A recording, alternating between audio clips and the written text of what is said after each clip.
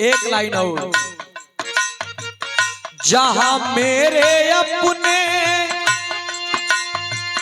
जहां मेरे अपने सिवा कुछ नहीं, जहां मेरे अपने सिवा कुछ नहीं, जहां मेरे अपने सिवा कुछ नहीं, जहां मेरे अपने,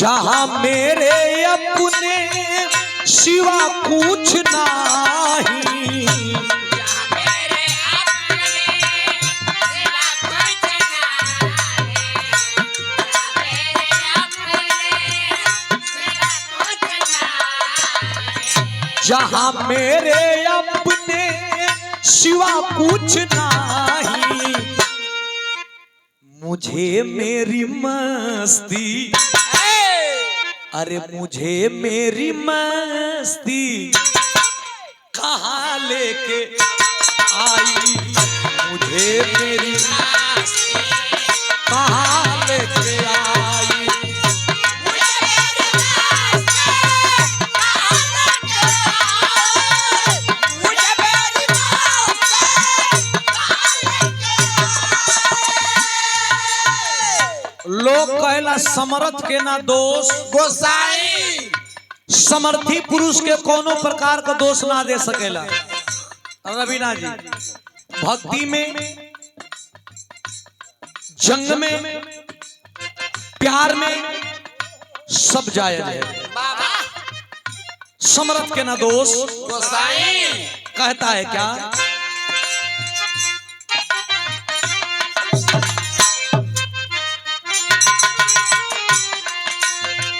हे समर्थ,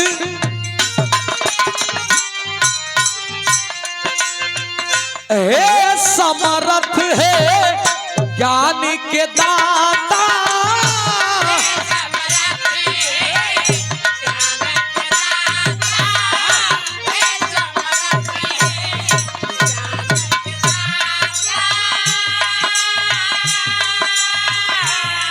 मनीष भाई, हे समर्थ, हे समर्थ, हे समर्थ, हे समर्थ है ज्ञान के दाता,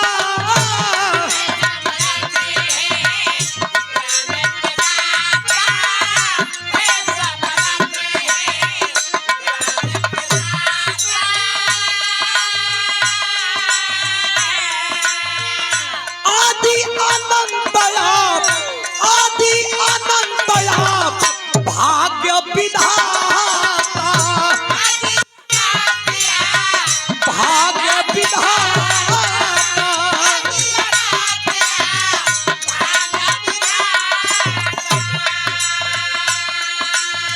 शिवा मेरे अपने, शिवा मेरे अपने कहीं कुछ नहीं,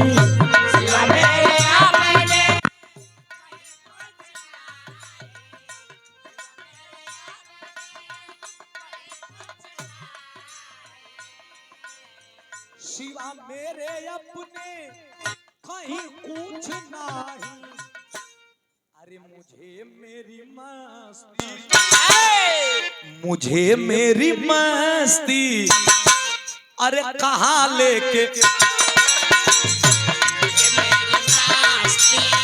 कहाँ लेके आई,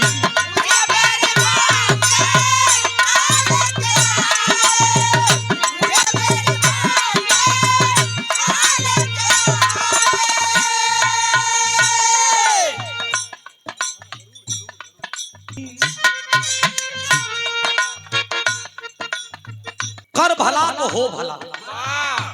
अगर हमार बहुत बनत है तो वो गरीब भगवान का हम याद ना करब, पैसा कुल कुल बात भगवान कुल बना के, पैसा भी भगवान देख के चले ना, तो हर बनत है तो के भगवान के याद ना करत हो, अब बिगड़ले तो तुरंत एक का प्रभु कौन गलती कही, अगर बनना में भगवान की याद कर लेता तो तुहार बिगड़बे ना करी। अगर बनला में भगवान के याद कलत तो हर कबो बिगड़बे ना करे, लेकिन हम कहते हैं क्या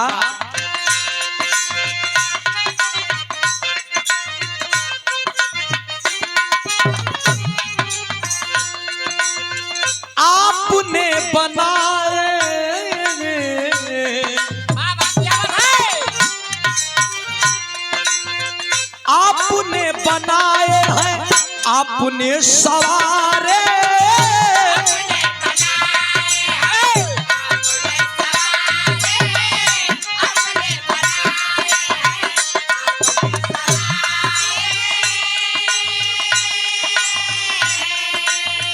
आपके अलावा नहीं, आपके अलावा नहीं दूजा कोई हमारे।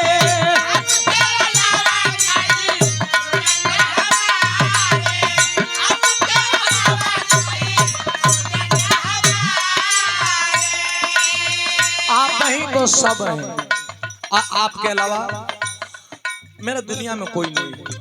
आप बनाए हैं, अगर बन रही तो आपका है, तो बिगड़ेगा भी तो आप ही का बिगड़ेगा। और मंच पे बिरहा भोजपुरी फिल्म इंडस्ट्री के दबंग ठांडे जी हो, समर सिंह जी हो, गोलू राजा जी हो, अनुपमा यादव जी हो, चाहे दुनिया का कोई भी भोजपुरी इंडस्ट्री का कलाकार, दबंग ठेकेदार आदरणीय श्री नथुनी यादव जी, पूरे फिल्म इंडस्ट्री में जिनका जादू चलता है, आदरणीय दबंग ठेकेदार नथुनी यादव जी और दबंग राइटर टुनटुन यादव जी, आपका स्नेह है।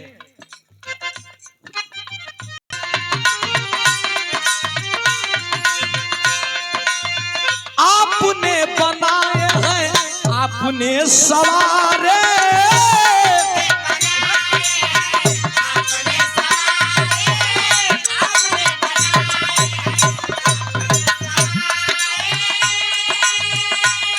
माँ बनाती है, एक गुरु बनाता है, कलाकारों को कवि बनाता है। वाह वाह वाह। आपने बनाए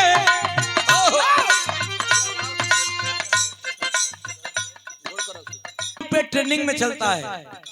रवीना जी चुनरिया ले ली है आरा से सही है, मुरैया जौनपुर के, और मिलियन क्या ट्रेंड में जिनका गाना लिखा हुआ आदरणीय भोजपुरी के हिट मशीन खेसारी लाल जी, जिनका गीत को गाते हैं आदरणीय रितेश पांडे जी। समर भैया के तो कुछ भी मत करें, अगर कहीं नाम मन लगी तो समर जी ये मिले, हो सके तो ये प्यार है। दबंग राइटर पूरे भोजपुरी जगत में जिनका जलवा कायम है, और ये बिरहा के प्रति लगाव और मिट्टी से जुड़े हुए लोग अपनी विधा को, अपने कल्चर को और अपने अस्तित्व को नहीं भूलते। ये खूबसूरती है। आप चले जाइए हरियाणा में, पंजाब में, वहाँ करोड़ों लोग कमाते हैं, अरबों कमाते हैं, लेकिन दरवाजे पे एक खटिया एक ट्रैक्टर जरूर मिलेगा। ठेकेदार साहब वो लोग मिट्टी से जुड़े होते हैं, बैंकॉक और लंदन जैसे शहरों में बस जाते हैं, लेकिन बुलाते हैं अपने पंजाब के कलाकारों को। चाहते तो जस्टिन बीबर जो अमेरिका का सबसे महंगा सिंगर है, उसको भी बुला करके अपने यहाँ गवा देते। इतना है पैसा, लेकिन मिट्टी से जुड़े हुए लोग अपने देश, अपने राज और अपने लोगों को सुनना पसंद करते हैं। ये आपका बड़प्पन है कि बिरहा परिवार को चाहते तो कौन नहीं आता। खेसारी लाल जी आ जाते, एक एक से हीरो आ जाते, लेकिन मिट्टी से जुड़े हुए लोग अपने कल्चर को कभी नहीं भूलते। एक खूबसूरती, शानदार 500 रुपया, सुंदर मुरेठा और सुंदर माल। आदरणीय गुरु जी, कवि जी, दबंग राइटर नथुनी ठेकेदार साहब के छोटे भाई टुनटुन यादव जी। वाह, इनाम का चर्चा तो यूपीओ में बा, बिहारों में काजी लगा रहे।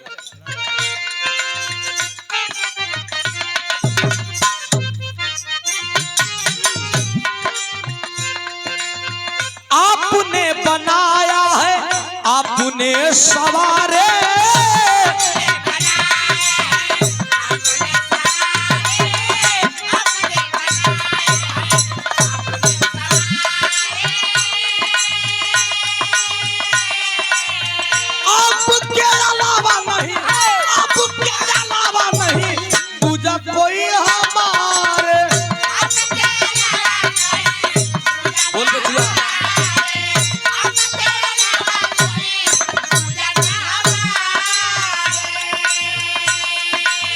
जहाँ मेरे अपने अजब है ये मस्ती कहाँ लेके आई।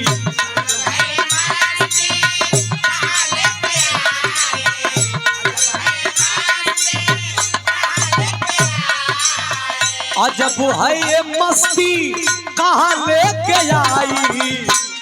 अरे मुझे मेरी मस्ती, मुझे मेरी मस्ती अरे कहाँ लेके आई।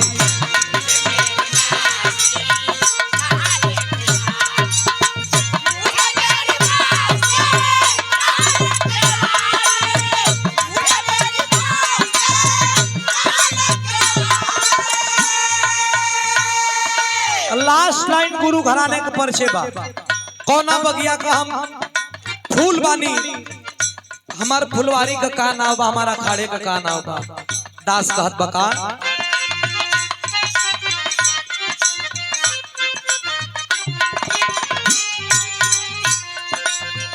बिहारी गणेश,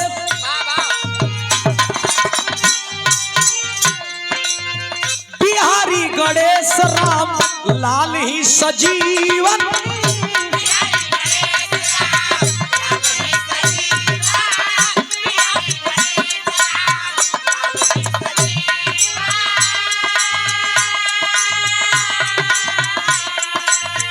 गुरु विजय नाल है, गुरु विजय नाल है, आदर्श हो या जीवन।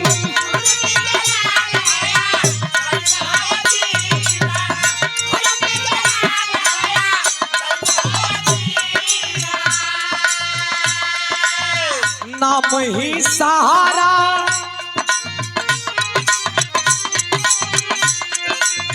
नाम ही सहारा, अरे कहीं कुछ नहीं। मुझे मेरी मस्ती, मेरी मस्ती अरे कहाँ लेके